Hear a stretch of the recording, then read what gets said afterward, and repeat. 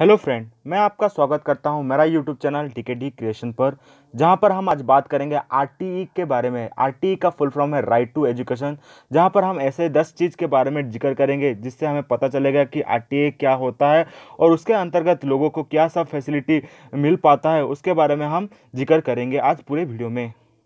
Friend, जो भी आज हम वीडियो में आरटी जो राइट टू एजुकेशन लेकर हम बात करेंगे, वो सब चीज़ मैंने ऑक्सफैम के एक रिपोर्ट से लिया हूँ।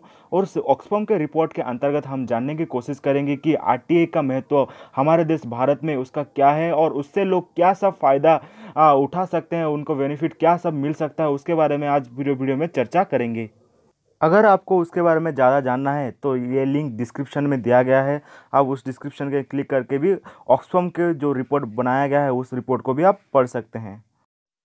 फ्रेंड, हम जानते हैं कि आरटी जो कि राइट टू एजुकेशन पॉलिसी है, मगर उससे जड़ित कुछ ऐसा क्वेश्चन जो हमारे माइंड में हमेशा स्ट्राइक करता रहता है कि ये एजुकेशन पॉलिसी कैसा होता है, ये कैसे उसको रेगुलेट किया जाता है, उस रेगुलेशन में कौन कौन सब चीज़ इन्वॉल्व रहते हैं, उसमें क्या सब एक्ट है, क्या सब लॉ है उससे लेकर। तो उसके बारे में हमें हमेशा हमारे दिमाग में ख्याल आता रहता है, मगर हम उसको कभी भी नहीं ढूंढ पाते हैं।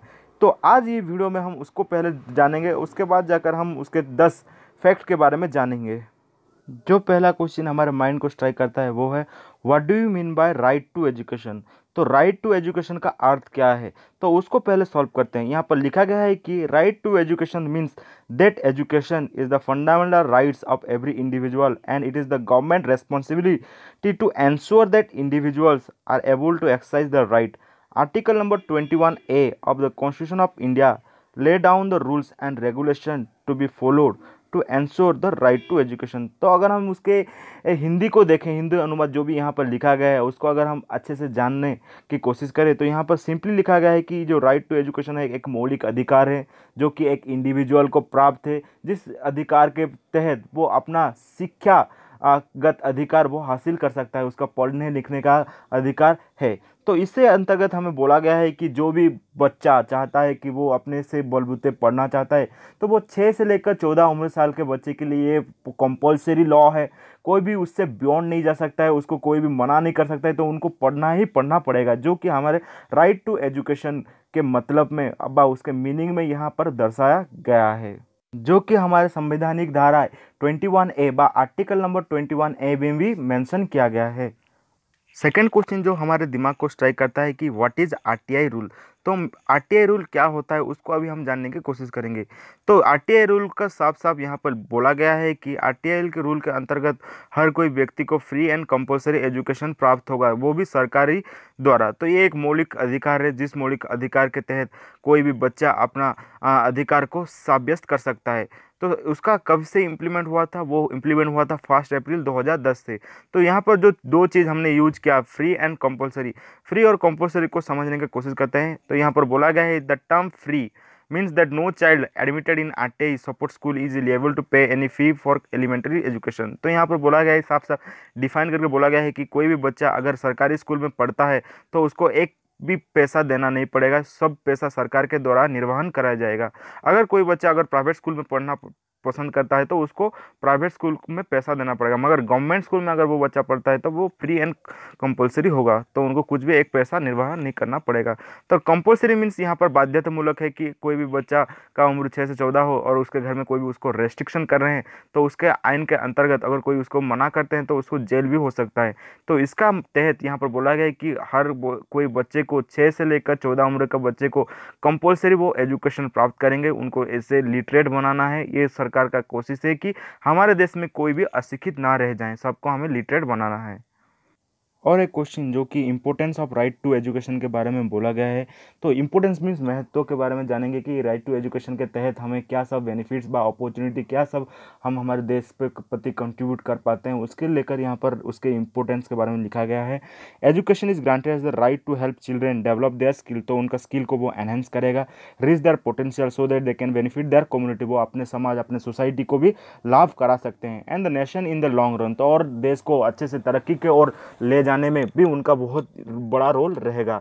Education help to tackle poverty, reduce inequality and smashing patriarchal norm, ensure peace and economic growth in a country. तो यहाँ पर बोल रहे हैं कि अगर कोई व्यक्ति शिक्षित होता है तो वो ये सब चीज़ को सोसाइटी में से दूर फेंकने में बहुत बड़ा मदद कर सकता है। जैसे कि यहाँ पर पॉवर्टी दिया गया है, वैसे इनइक्वालिटी, देन पेट्रिकल नॉर्म्स, साथ ही साथ peace and economic growth in country. तो ये सब चीज़ यहाँ पर बोला गया है कि हमें कुछ चीज़ को खदेड़ फेंकना है, और जो एजुकेशन से हमें कुछ चीज़ जैसे कि प्राप्त होता है, जैसे कि पीस और economic growth in the country.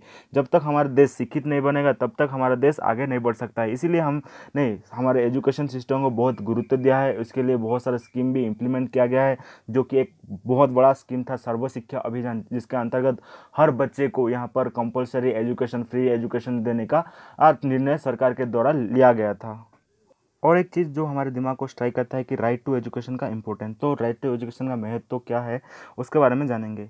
Right to education is the first step to tackle poverty. तो ये पॉवर्टी एलिवेशन में, पॉवर्टी दूर करने में बहुत बड़ा रोल प्ले करेगा। अगर लोग शिक्षित होंगे तो ऑटोमेटिकली उनके पास कुछ नॉलेज होगा, जिस नॉलेज को वो इस्तेमाल अपने जॉब व ऑक्यूपेशन में करके भी अपने फैमिली को अच्छे से जीवन यापन करा सकते हैं।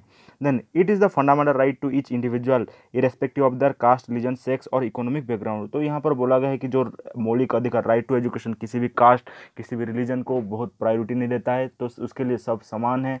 तो एजुकेशन एक ऐसा चीज़ है जिसके प्रति सबका अधिकार होता है, किसी स्पेसिफाई व्यक्ति व वर्ग का यहाँ पर अधिकार नहीं है। तो ये राइट टू एजुकेशन सबके लिए समान ही है। Then education help an individual make informed decision for themselves and also contribute to the progress of the society and nation।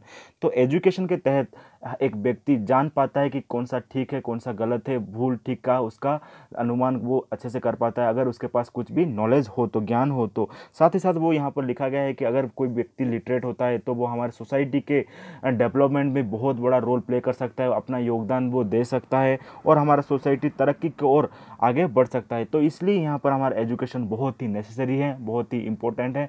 तो इसके तहत हर व्यक्ति को कोशिश करना चाहिए कि अपने एरिया व अपने लोकेलिटी में जितने भी ये सब गरीब बच्चे को देख रहे हैं, या कोई भी बच्चे एजुकेशन फैसिलिटी नहीं पा रहा है, तो ऐसे बच्चे को भी वो उनका खुद का सपोर्ट दें ताकि हमारा देश आगे बढ़ सके। वैसे ही और एक क्वेश्चन है, what is the right of every child. तो एक चाइल्ड का क्या अधिकार होना चाहिए उसको लेकर यहाँ पर मेंशन किया गया है, जैसे कि right to life, family, health and protection from violence, abuse और नेगलेक्ट। तो यहाँ पर कुछ अधिकार के बारे में बोला गया है कि हर एक शिशु को ये सब अधिकार प्राप्त होना चाहिए। साथ ही साथ यहाँ पर एक क्वालिटी ऑफ एजुकेशन के बारे में भी बोला गया है, ताकि वो अपने भविष्य को सुरक्षित महसूस करा पाए। साथ ही साथ वो एक ऐसा जगह में उसको शिक्षा प्राप्त हो जहाँ पर उसको एक पैसा भी ना देना पड़े। तो this rights are legally bonded by the United Nation convention on the right of the child. तो ये जो जितना भी यहाँ पर लीगली जो भी होता है, जो लॉ के अकॉर्डिंग, तो ये UNCRC के द्वारा ये सब बनाया गया है, जिसको इंडिया ने रेक्टिफाई कब किया था, 11 दिसंबर 1992 को ये सबको रेक्टिफाई किया था। वैसे अगर और एक क्वेश्चन को देखें तो यहाँ पर लिखा गया है, does every child have right to education. तो इसको अगर हम समझने की कोशिश करें तो हाँ, हम बोल सकते हैं कि हर एक शिशु को ये अधिकार दिया गया है कि वो अपना एजुकेशन राइट वो यूटिलाइज कर सकता है, वो चाहे धनी हो या गरीब हो, कि कोई भी वर्ग से वो बिलोंग करता हो। तो यहाँ पर जो शिक्षित व एक एजुकेशन राइट सबके लिए समान ही है, जिस एजुकेशन राइट के तहत वो एक बच्चा अपने मानसिक स्थिति को वो सुदृढ़ बना सकता है, वो साथ ही साथ अपने फ्यूचर को भी सिक्योर कर सकता है, साथ ही साथ अपने फैमिली को भी वो शिक्षित बना सकता है। तो ये राइट टू एजुकेशन से हमारे सोसाइटी में बहुत सारा परिवर्तन भी लाया जा सकता है। अगर एक व्यक्ति ठीक जानकारी रखता है तो वो हमारे जो डिसीजन मेकिंग प्रोसेस में भी बहुत बड़ा रोल प्ले कर सकता है। इसीलिए हमारे एजुकेशन सिस्टम को बहुत ही गुरुत्व दिया जा रहा है। और एक क्वेश्चन वैसे ही यहाँ पर लिखा गया है, इच एजुकेशन ए राइट और प्रिविलेज। तो यहाँ पर अधिकार है या यहाँ पर प्रिविलेज है, जिसके पास होता है उसके लिए ही एजुकेशन सिस्टम प्रिवेल करता है। तो उसको अगर हम समझें तो जो राइट टू एजुकेशन है, तो ऐसा एक पॉलिसी है जिसके तहत हर कोई व्यक्ति आ सकता है, वो चाहे धनी वो चाहे गरीब। तो यहाँ पर कोई किसी धनी को या गरीब को नहीं देखेगा, यहाँ पर एक बच्चे को ही देखेगा, वो चाहे जिसका भी बच्चा हो, तो उसको एजुकेशन देना यहाँ पर मैंडेटरी है, ताकि वो उससे वो अपना खुद को विकास कर सकते हैं। यहाँ पर साथ ही साथ एक चीज़ भी बोला गया है कि यहाँ पर डिस्क्रिमिनेशन का कोई भी चांसेस नहीं है, यहाँ पर किसी बच्चे के साथ कोई भी भेदभाव नहीं होगा जब भी कुछ एजुकेशन उसको दिया जाएगा। तो साफ साफ से हमें ये पता चल रहा है कि जो एजुकेशन पॉलिसी है, जहाँ पर लोगों को एक चीज़ सिखाने का प्रयास किया जा रहा है, ना कि उनमें कुछ भेदभाव कराने का कोशिश किया जा रहा है। तो हम इससे जान पा रहे हैं कि एजुकेशन का महत्व हमारे सोसाइटी में कितना बढ़ चुका है। अगर हम उस एजुकेशन सिस्टम को और ब्रॉड सेंस में देखें तो वो हमारे समाज के हित के लिए बहुत ही बड़ा रोल प्ले कर सकता है। जो कि हमारे आर्टिकल नंबर 21A में पूरा ब्रीफली उसको मेंशन किया गया है। अगर हम वैसे और एक क्वेश्चन जहाँ पर who is eligible for RTI का क्वेश्चन यहाँ पर अराइज हुआ है, तो यहाँ पर हम देखेंगे कि एलिजिबिलिटी क्राइटेरिया में कौन कौन आते हैं। तो यहाँ पर हर व्यक्ति आ सकता है जो भी पढ़ना चाहता है। तो 6 से लेकर 14 साल का उम्र यहाँ पर एक एज स्पेसिफाई किया गया है। जो भी बच्चा चाहता है मैं पढ़ूंगा लिखूंगा, तो उसके लिए सरकार हमेशा खड़ा है उसको फ्री एंड कंपलसरी एजुकेशन देने के लिए। साथ ही साथ यहाँ पर अदर फैसिलिटी भी उनको मिल सकता है। मान लो अभी आप किसी वर्ग से हो तो आपको स्टाइपेंड फाइपेंड देकर भी आपको प्रेरित किया जाता है कि आप आइए और पढ़ें। तो यहाँ पर स्पेशल वर्क को भी यहाँ पर स्पेसिफाई किया गया है, जैसे कि हम बोल सकते हैं worker, street worker, migrant worker, उनके बच्चे के लिए भी ये स्कीम के अंतर्गत उनको वो सब फैसिलिटी भी दिया जा सकता है। फ्री ऑफ कॉस्ट उनको सब चीज़ मिलेगा सरकार के द्वारा।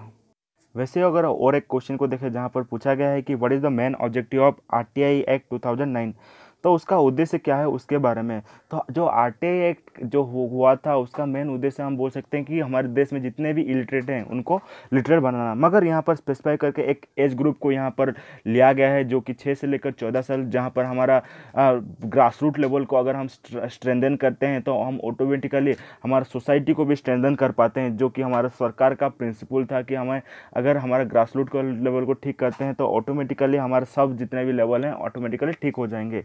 तो यहाँ पर जो एक्ट हुआ था उसके अंतर्गत यहाँ पर बोला गया था कि हमें हर एक व्यक्ति को फ्री एंड कंपलसरी एजुकेशन देंगे, ताकि वो बच्चे को कुछ भी अपने घर से लेकर आना ना पड़े, ना कि उसको एक पैसा भी ना देना पड़े।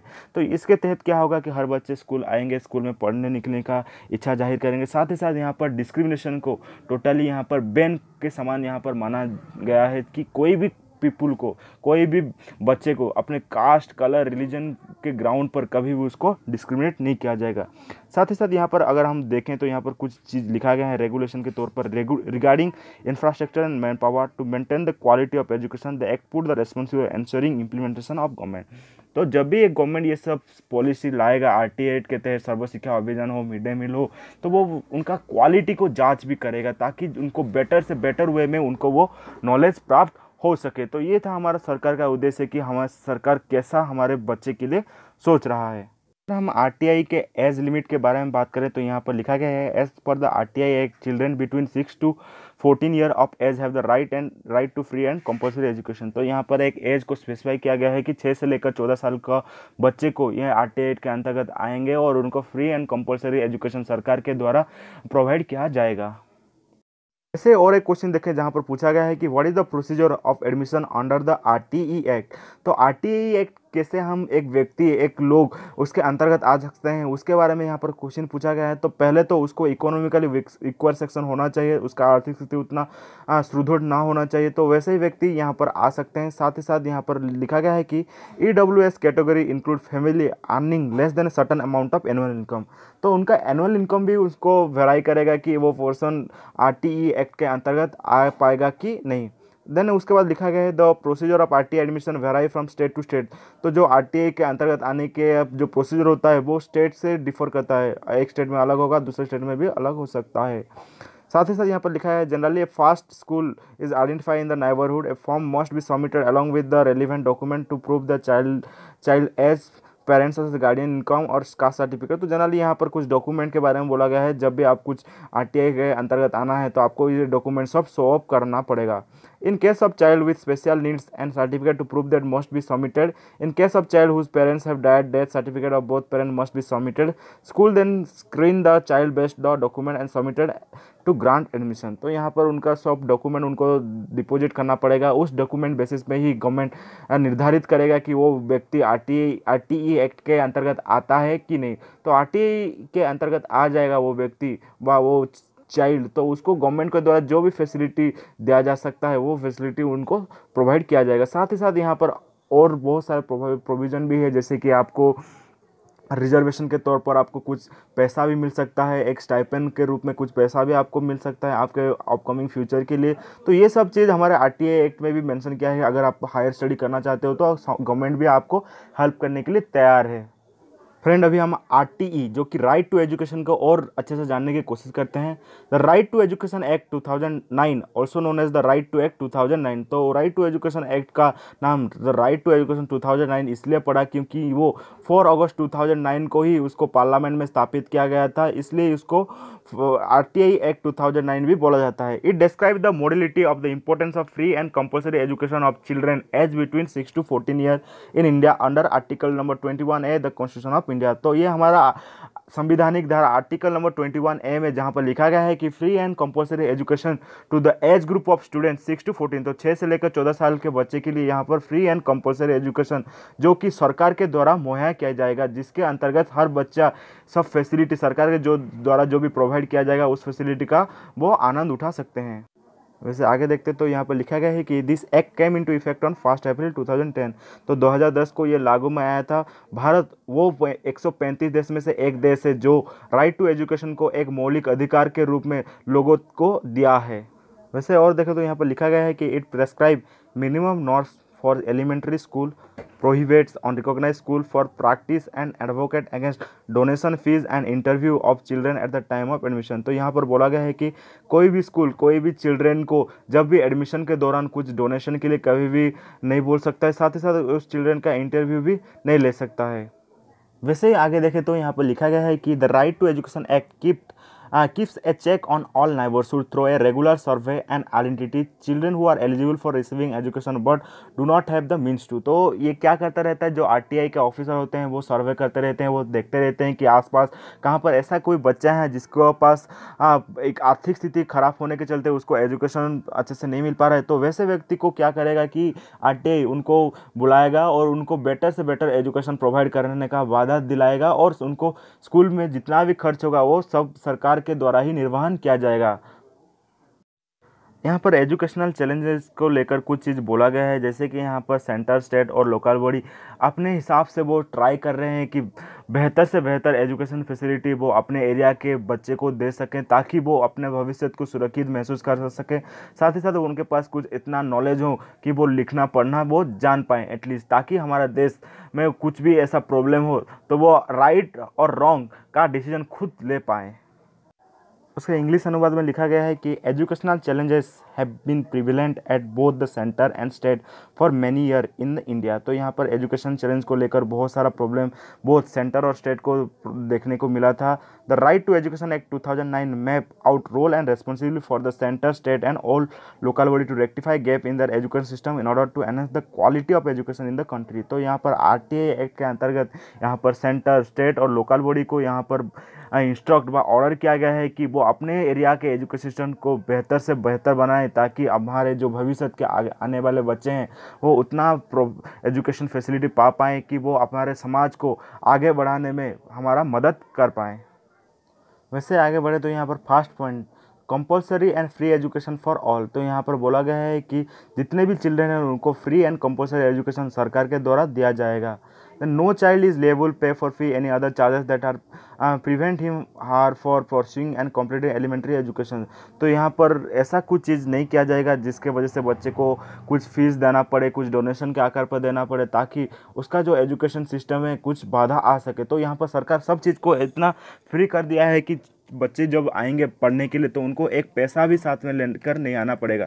सब चीज़ ड्रेस से लेकर बुक से लेकर सब चीज़ सरकार के द्वारा प्रोवाइड किया जाएगा। यहाँ पर डिस्टेंस और क्लास भी मेंशन किया गया है कि एक बच्चे को जो एजुकेशन फैसिलिटी मिलेगा अपने नाइबरहुड, अपने आसपास के 1 किलोमीटर रेंज के अंतर्गत जो भी स्कूल होगा उस स्कूल में उसको वो एजुकेशन फैसिलिटी मिलेगा। साथ ही साथ यहाँ पर क्लास 8 तक उसको एक भी पैसा देना नहीं पड़ेगा, सब के पैसा सरकार के द्वारा निर्वहन किया जाएगा। अभी हम एक ऑक्सफैम के रिपोर्ट के बारे में पढ़ेंगे, जहां पर 2013 में ऑक्सफैम ने एक रिपोर्ट बनाया था राइट टू एजुकेशन को लेकर, और उस रिपोर्ट में उन्होंने मेंशन किया था कि क्या क्या education right to education policy में प्रॉब्लम उनको देखने को मिला था। जहां पर उन्होंने देखा कि बहुत सारे रूरल एरिया में वहाँ पर ड्रिंकिंग फैसिलिटी नहीं है, जहाँ पर टीचर का अपॉइंटमेंट भी नहीं हुआ है। तो ये सब चीज़ प्रॉब्लम देखते आ रहे हैं, जहाँ पर हमारे एजुकेशन सिस्टम को डाउन टुवर्ड्स के ओर ले जा रहा है। वैसे ऑक्सफैम इंडिया ने अपने ओर से भी कुछ चीज़ के बारे में यहाँ पर बोला है कि हम दोनों साथ के मिलकर भी कुछ चीज़ हम कर सकते हैं। यहाँ पर उसके द्वारा कुछ सॉल्यूशन भी दिया गया था कि हमें एजुकेशन पॉलिसी में ये सब चीज़ लाना चाहिए ताकि हमारे एजुकेशन पॉलिसी को हम बेटर से बेस्ट करा सकते हैं। सेकेंड पॉइंट में द बेंचमार्क मैंडेट के बारे में लिखा गया है, देखते हैं इसका मतलब क्या है। The right to education act lay down norms and standard relating to pupil teacher ratio, classroom separate toilet for girls and boys, drinking water facility, number of school working day, working hour of teacher। तो ये education facility को लेकर यहाँ पर बहुत सारी चीज़ के बारे में बोला गया है, जैसे कि यहाँ पर क्लासरूम को सेपरेट टॉयलेट के बारे में, वहाँ पर ड्रिंकिंग फैसिलिटी के बारे में। ये सब फैसिलिटी एक स्कूल में ज़्यादातर होना चाहिए ताकि बच्चे को कोई भी प्रॉब्लम, कोई भी दिक्कत नहीं आना चाहिए जब भी वो एजुकेशन कुछ चीज़ ले रहे हैं तब। सेकेंड पॉइंट में बोला गया है कि each and every elementary school, जहाँ पर प्राइमरी स्कूल और middle school in India has to compel with this set of norms to maintain a minimum standard set by the right to education act. तो यहाँ पर हमें education का standard level set करना पड़ेगा ताकि ज़्यादा से ज़्यादा बच्चे स्कूल आकर वो बेटर एजुकेशन फैसिलिटी सरकार के द्वारा जो भी प्रोवाइड किया जाएगा उसको उपयोग कर सकते हैं, उसका फ़ायदा उठा पाए और अपने पर्सनैलिटी को डेवलप कर पाएँ और खुद को लिटरेट कह सकें।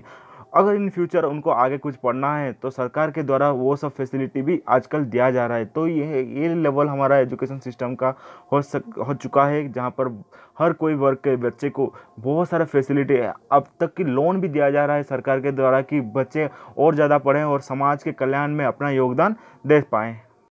वैसे और एक पॉइंट देखें जहाँ पर special provision for special case, तो यहाँ पर कुछ स्पेशल केस में उनको स्पेशल प्रोविज़न के बारे में दिया गया है, जहाँ पर right to education act mandate that an out of school child should be admitted to an age appropriate class and provide with the special training to enable the child to come up to age appropriate learning level। तो यहाँ पर बोला गया है कि special provision में कोई भी बच्चा अगर ड्रॉप आउट हो जा रहा है तो उसको और ट्राई कराना है कि उसको और बेटर वे में उसको पढ़ाना है ताकि वो एजुकेशन लेवल को कैच कर पाए और अपने आप को कुछ नॉलेजेबल कह पाए और उससे कुछ चीज़ गेन कर पाए।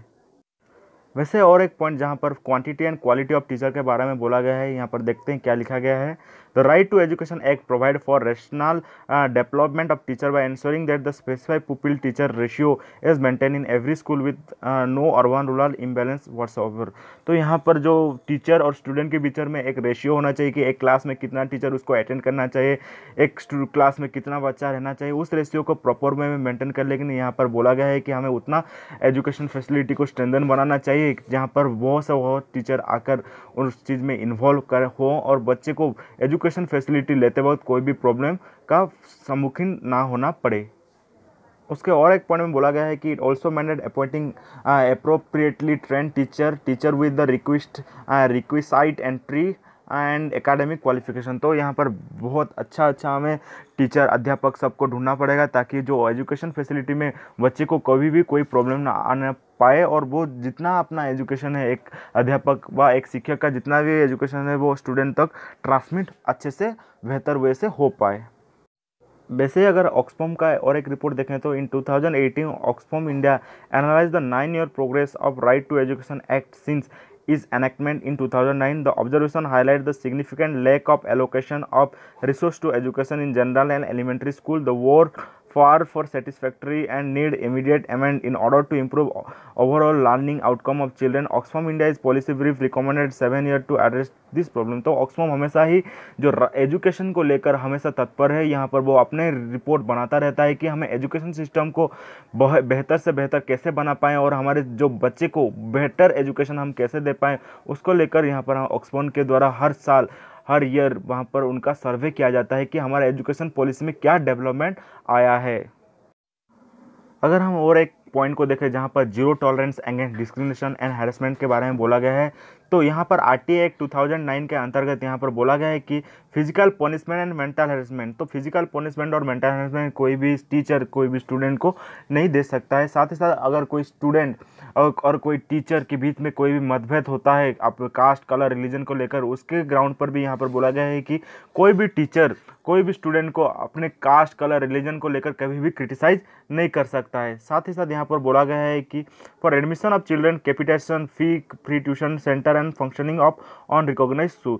तो यहाँ पर बोला गया है कि अगर कोई चिल्ड्रन प्राइवेट स्कूल में पढ़ रहा है, कुछ एजुकेशन फैसिलिटी गेन कर रहा है, तो वहाँ पर उसको फोर्सफुली कुछ भी करने के लिए नहीं बोला जा सकता है। एजुकेशन एक चीज़ है जो कि हमें फ्री एंड फेयर वे में उसको चारों तरफ डिस्ट्रीब्यूट करना चाहिए। तो यहाँ पर सरकार के द्वारा वैसे ही चीज़ किया गया है कि अगर कोई व्यक्ति अनस्टेबल है, जिसका इकोनॉमी थोड़ा ख़राब है, तो वो व्यक्ति को सरकार के अंतर्गत अगर कोई इंग्लिश मीडियम या कोई अलग कोई एजुकेशन फैसिलिटी एजुकेशन सेंटर में पढ़ रहा है, तो गवर्नमेंट भी उसमें कुछ मदद करता है। The right to education RTI forum Stock Talking Report 2014 suggested that across the country less than 10% school are compelled with any all of the Right to Education Act norm and standard.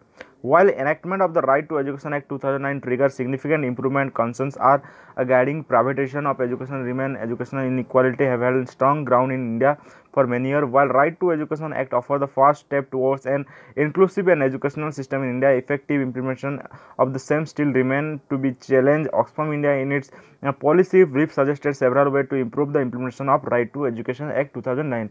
तो आजकल हमारे society में जो education system को लेकर हमें जो discrimination, जो हमें इनइक्वल व इम्पार्शलिटी के तरह देखने को मिल रहा है, जहाँ पर हमने प्राइवेट प्लेयर को यहाँ पर इंक्लूड कर दिया है, साथ ही साथ यहाँ पर गवर्नमेंट का भी प्लेयर इंक्लूडेड है, तो उनमें दोनों में कंपेयर करें तो जो प्राइवेटेशन है उनका वहाँ एजुकेशन सिस्टम बहुत ही फार बेटर है हमारे एजुकेशन सिस्टम में, क्योंकि वो उतना फैसिलिटी अपने स्टूडेंट को प्रोवाइड कराते हैं जिसकी वजह से उनका जो स्टूडेंट होते हैं बेस्ट से बेस्ट बनते जा रहे हैं। मगर हमारे जो गवर्नमेंट के द्वारा जितने भी एजुकेशन प्रोवाइड किया जाता है उसमें थोड़ा कमी दिखने को मिलता है, जिसके चलते हुए हमारे एजुकेशन में थोड़ा लेवल थोड़ा गिरते जा रहा है, जिसके वजह से हमारे ऑक्सफाम ने उसको बहुत ही क्रिटिसाइज़ किया है और हमारे सरकार को बहुत बार अनुरोध भी किया है कि हमारे एजुकेशन सिस्टम को ऐसे बनाए जहां पर बच्चे को और प्राइवेट एजुकेशन में जाना ना पड़े और बेटर वे में अपने ही गवर्नमेंट एजुकेशन में वो फैसिलिटी उनको प्रोवाइड करके दिया जाए। 6 नंबर पॉइंट में ensuring all round development of children के बारे में बोला गया है, जहां पर ओवरऑल विकास एक चिल्ड्रन में देखने को मिले, जहां पर उसको हर प्रकार का नॉलेज हो ताकि वो समाज में उस नॉलेज का उपयोग अच्छे से बेहतर वे से वो कर पाए। इसके लिए हमारे सरकार के द्वारा बहुत सारे एक्टिविटी बच्चे के द्वारा परफॉर्म किया जा रहा है ताकि बच्चे उस एक्टिविटी को परफॉर्म करके अपने स्किल को वो पहचान पाए और वो स्किल का इस्तेमाल अपने फ्यूचर में करके वो अपने आप को एक अच्छा एक गुड सिटीजन बना सके और समाज के कल्याण में अब समाज के विकास में योगदान दे सके। वैसे और एक पॉइंट को देखें वहाँ पर improving learning outcome to minimise detention, तो यहाँ पर लर्निंग के ऊपर व नॉलेज के ऊपर बहुत गुरुत्व दिया गया है, ना कि मार्क के ऊपर।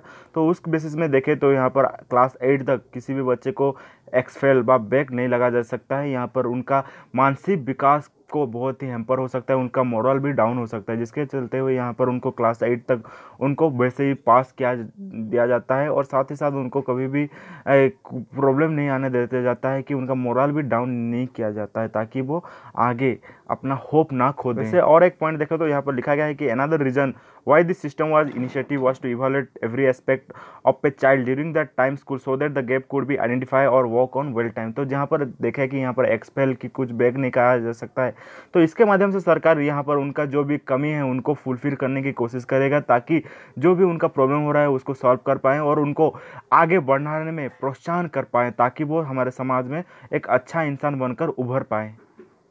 वैसे और एक पॉइंट में the monitoring compliance of RT norm, तो उसका अंतर्गत क्या लिखा है देखते हैं। The school management committee play a crucial role in strengthening participatory democracy and governance in elementary education. All schools covered under the Right to Education Act 2009 are obligated to constitute a school management committee comprising of head teacher, local elected representative, parents, community member etc. तो यहाँ पर education system को और बेहतर बनाने के लिए यहाँ पर डिफरेंट वर्ग के सोसाइटी में उनको भी यहाँ पर इन्वॉल्व किया गया है ताकि वो उसके बारे में तदारक कर पाएँ और जान पाए कि जो उनके लोकेलिटी के जो एजुकेशन इंस्टीट्यूशन है वहाँ पर बेटर फॉर्म में बेटर वे में वहाँ पर एजुकेशन प्रदान किया जा रहा है या नहीं। यहाँ पर लिखा गया है कि the committee have been empowered to monitor the function of school and to prepare school development plan. तो यहाँ पर जो कमिटी के अंतर्गत कोई पेरेंट्स होंगे, कुछ सोसाइटी के लोग रहेंगे जो नॉलेजेबल पर्सन होंगे, वो उस सोसाइटी में रहकर ही वहाँ अपने एजुकेशन सिस्टम को अपने जो एरिया के लोकल स्कूल को वहाँ पर वो तदारक करके यहाँ पर एक रिपोर्ट बनाएंगे और देखेंगे कि वहाँ का फैसिलिटी अच्छा है कि नहीं, ताकि हम यहाँ से हम मॉनिटर कर पाएँ कि हमारे एजुकेशन सिस्टम में क्या सब डिफ़ॉल्ट है और उसको हम उसमें सुधार भी ला सकते हैं। वैसे अगर हम और एक पॉइंट को देखें जहाँ पर right to education act is justiciable, तो यहाँ पर जस्टिसेबल के आकार पर देखते हैं कि क्या बोला गया है कि the right to education act is justiciable and is backed by the grievance redressal G R a mechanism that allow people to take against the non-compliance of provision of right to education act 2009। तो यहाँ पर बोला गया है कि हम उसके खिलाफ भी कुछ अपना आवाज़ उठा सकते हैं, हम कंप्लेंट भी कर सकते हैं अगर हमारा एजुकेशन फैसिलिटी उतना बेहतर ना हो तो हम आजकल देख रहे हैं कि एक कंप्लेंट बॉक्स हर स्कूल हर इंस्टीट्यूशन में आजकल लगाया गया है, जिसके थ्रू हम क्या करते हैं कि जितना भी डिफ़ॉल्ट हमारे स्कूल में जो भी प्रॉब्लम हमें देखने को मिलता है उस ग्रीवेंस बॉक्स में हम डालकर हम सरकार तक पहुंचा सकते हैं ताकि हमारा जो भी प्रॉब्लम हो वो सॉल्व हो पाए।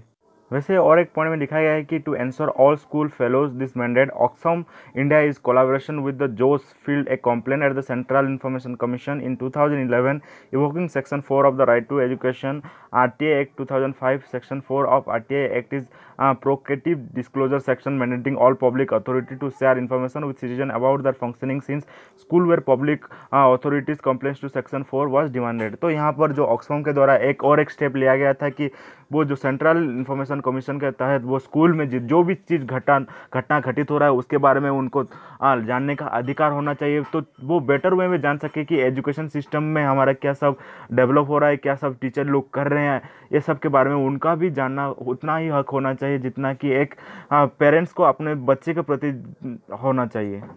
अगर हम 10 नंबर पॉइंट देखें जहाँ पर creating inclusive space for all, जिसके तहत क्या होगा कि कोई भी प्राइवेट इंस्टीट्यूशन में बच्चे के लिए कुछ चीज़ रिजर्व रहेगा, जो भी सोशली इकोनॉमिकली डिसएडवांटेज ग्रुप हैं उन जैसे बच्चे के लिए वहाँ पर रिजर्व रहता है कुछ सीट, वो भी वो प्राइवेट एजुकेशन का फैसिलिटी भी उसके तहत उनको प्राप्त हो सकता है।